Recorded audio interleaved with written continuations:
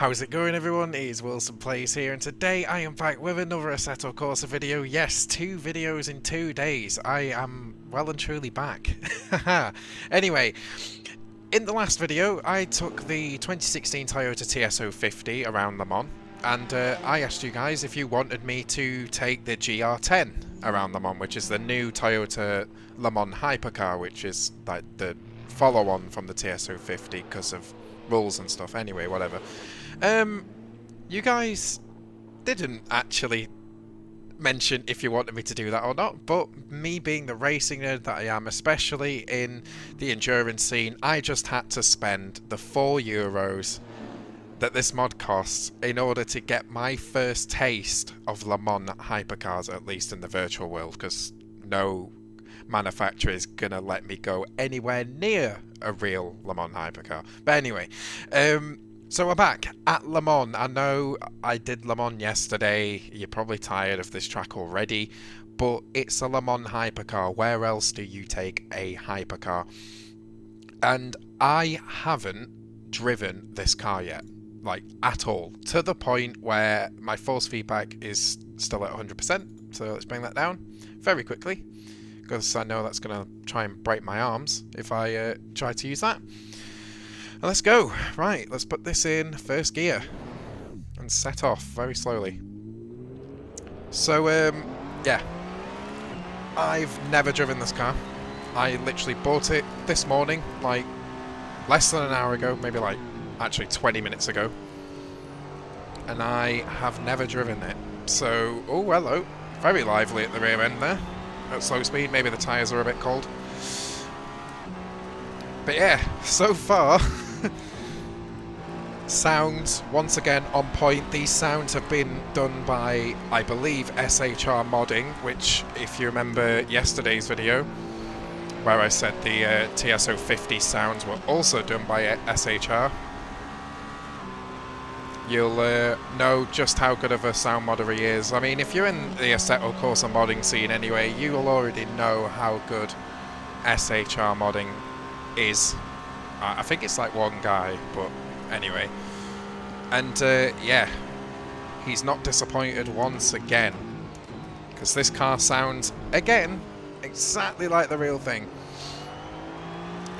So I've done roughly, I don't know, a third of a lap, quarter of a lap, maybe half a lap at this point. What do I think so far? What can I actually feel? I mean, that's the interesting thing. As a nice Chrome notification, it's a good job that is not picked up on the recording visually. Anyway, you probably heard the sound. Sorry, but what am I noticing so far? Like in terms of what the difference is between the TS050 and the GR10? Because I mean, that's a really good comparison to make, considering they're both Toyotas. They're both, you know, they're Le Mans racer, shall we say. And honestly, the difference so far that I'm feeling is not a hell of a lot. Like, there's a very obvious power difference. Like, this car has a lot less power than the TS050. I'm not sure by how much exactly, but it's definitely noticeable. I think the hybrid system is sort of, like, you can see at the bottom of the sidekick app in the middle of the screen there that it's still going down, whereas the TS050 would have stopped deploying way earlier in the straight. This seems to be deploying all the way down the straight, but with a lot less oomph, if that makes sense. So it's not that sudden burst of speed that you get in the TS050 when you're coming out of a slow corner. It's more of a gradual increase in speed. I guess it's like a constant way of assisting the engine to get the car down the straight, to cut through the hole in the air. Hole in the air? There is no hole in the air. To cut through the air, shall I say. By the way, my sleep pattern is still messed up, so again, zero sleep. So if this commentary makes absolutely zero sense, then yeah, that's my life at the minute. But anyway, I've made this into a lot more of a ramble than it needs to be. But my point is, there's a lot less power. Like, it's pretty obvious at this point. There's also, I'd say, a significantly, Not significantly, but definitely less downforce as well. The car's not as planted as the 2016 LMP1 car. I believe in yesterday's video I set a 322 in the TS050. So let's see what we can do in this car. You'll notice I'm not really lifting and coasting this time around in this car. I don't think the real guys did that either. I guess with the new hypercars you don't really need to do it, or if they do it, they only do it ever so slightly. So I'm not really doing it today. I'm just kind of throwing the car around. I'm braking as late as I dare. I mean, I've not really, as I said, driven this car at all. But so far, first impressions, I mean, first of all, I love the car. I love the way it looks, I love the way it sounds. Like, I'm a massive fan of the car itself. But in terms of the job that URD has done, sound, you know, it's awesome. Like, it's worth the €4, honestly. Oh, hello. I mean, say what you want about paid mods and stuff like that, but this is definitely worth it. This is DLC, official content quality right here. And what do you expect from URD? I'm going to turn the headlights on because it looks like it's getting a bit dark all of a sudden. But yeah, like I said, this car is 100% worth your money if you're considering it. It feels incredible now that I turned the force feedback down before I even touched the car, and I'm getting a nice response from the wheel.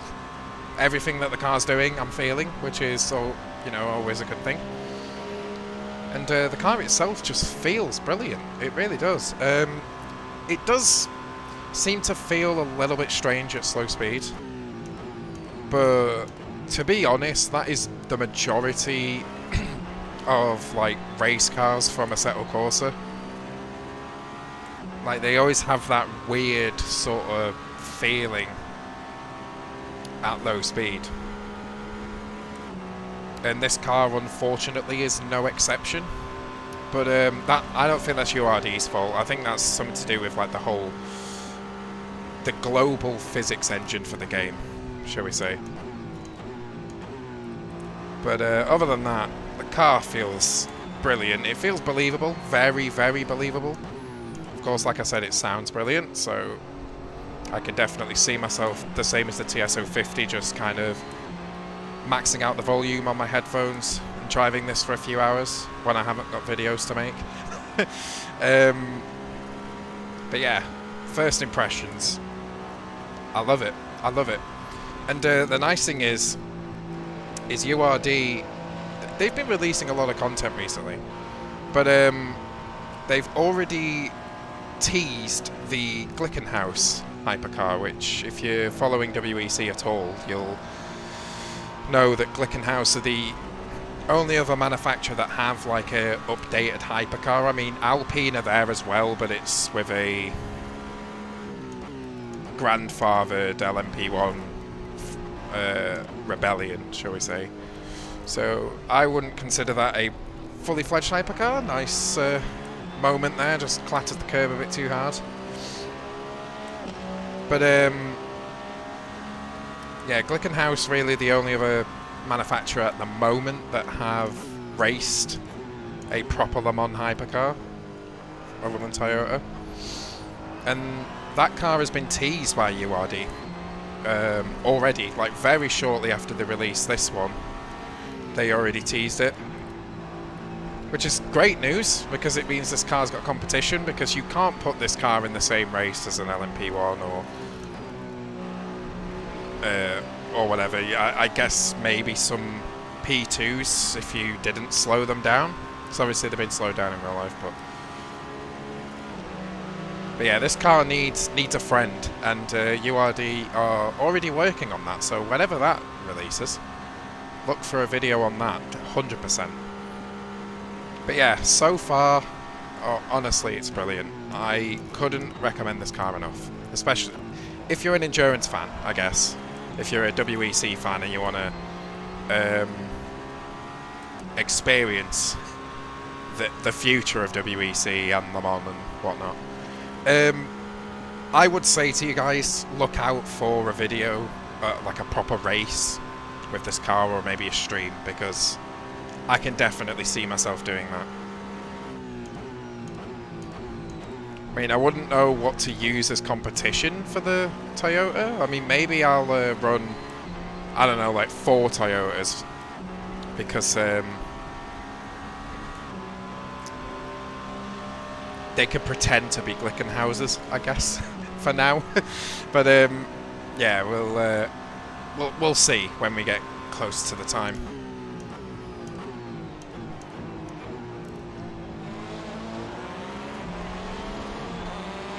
That Porsche is so loud, it's a joke. But anyway, nothing's going to distract me from this GR10 here, the way it sounds.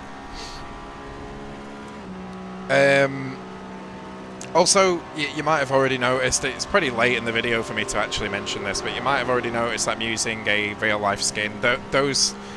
Any link that you'll need to do this yourself, this whole combination, I'll leave in the description.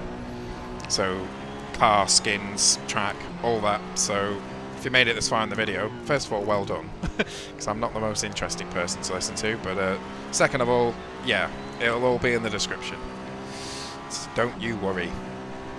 But yeah, definitely worth the money. I couldn't be happier, because I'm going to get a lot of enjoyment out of this car. I can already see it. I already am. But I reckon I'm going to get a hell of a lot more enjoyment out of it. 100%. I mean, it still feels planted through the Porsche curves, which is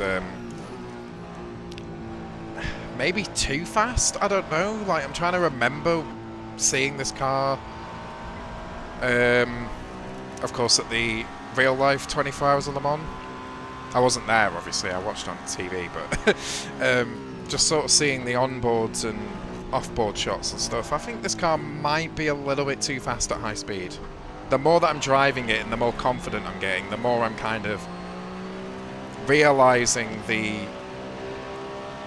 little nitpicky bits of this car. But I guess because it's quite a new platform, it'd be kind of hard without some real-world data to make the car as accurate as possible. So I completely make a mess of that. It doesn't like curbs, as you can tell. But then again, neither did the TS050. I guess it's just a prototype thing, right? Because they're so low to the ground. Any unnatural bump or curb or whatever is going to unsettle the car. But we'll finish this lap here. And I'll wrap up the video. So as you can see, I've done a 32.3 so far. I mean, I'm 3 tenths up now. I might be able to improve the lap slightly, but you can just sort of tell how much slower this car is in comparison to the TS050 that we drove yesterday. Roughly 10 seconds slower. I mean, that's about right. Comparing the real world. Of course, these cars in the real race were doing... Oh, hello. I let go of the wheel. That was a mistake. Don't worry, that's an AC thing, not a car thing. But I will say that the cars in the real world ran, I believe, like their best laps in the race were like 27s or something like that. So I'm miles off that, but I guess that could be track inaccuracies and stuff like that, you know, and me just being a bad driver. I mean, I've only just started driving the thing, right? So I'm not going to be speeding Gonzalez out the blocks.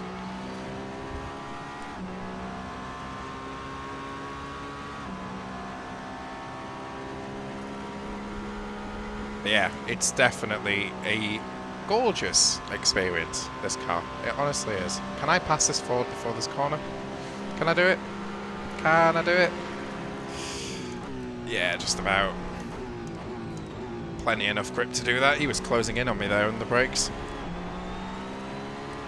Thought he was going to hit me, but thankfully not.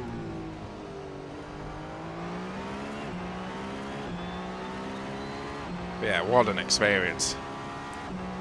So nice to experience the future of Le Mans, at least virtually. And I will say, I'll miss the LMP ones. I already do. But this is definitely a nice future to have.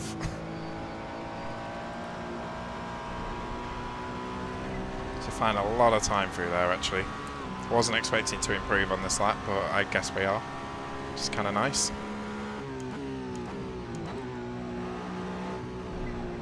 Oh, no, no, no, no. Ah, oh, ruined.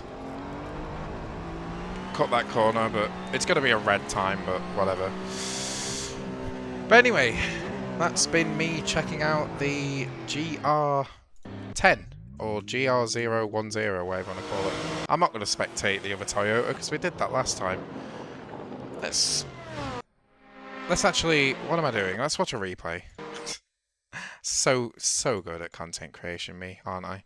Here we go. But yeah, guys, if you enjoyed today's video, please hit the like button, get subscribed, do all that stuff that you do for YouTubers when you love them like you love me. That was weird. Anyway. And leave in the comments if you want me to check out any other cars, like what cars, what track shall I do, even different simulators if you want me to branch out that way. And guys, pick up this car. Honestly, do yourself a massive favour. Any link you'll need will be in the description. And with that out of the way, guys, I shall see you in the next one. Take care, guys.